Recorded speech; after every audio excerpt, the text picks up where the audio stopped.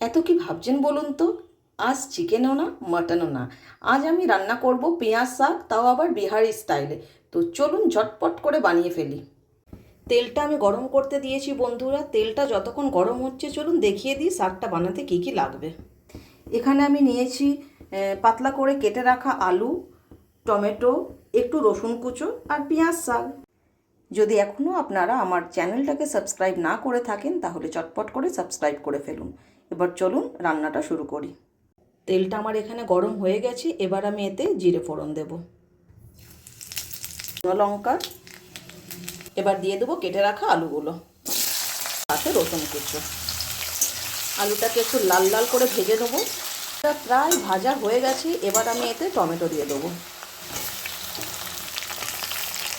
আর একটু ভালো করে নাড়াচাড়া করে নেব।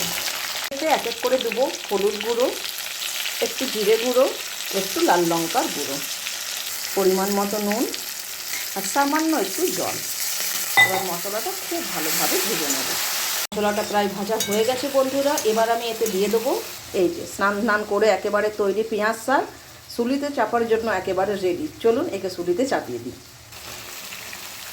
এটাকে কিছুক্ষণের জন্য ঢেকে দেবো। দেখুন বন্ধুরা, শাকটার থেকে জল বেরিয়ে এসছে। এবার আমি এটাকে একটু নাড়িয়ে দেবো, আবারও এটাকে কিছুক্ষণের জন্য ঢেকে দেবো। অন্য একটু চিনি অ্যাড করবো। আমি বসে বসে ভাবি সারাদিন, কি ভাবি তাই জানতে চাইছেন তো?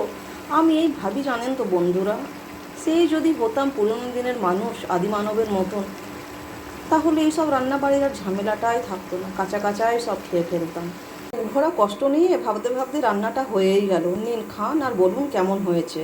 আজকের মতন তাহলে এখানেই টাটা, বাই বাই। দেখা হবে পরবর্তী ভিডিওতে।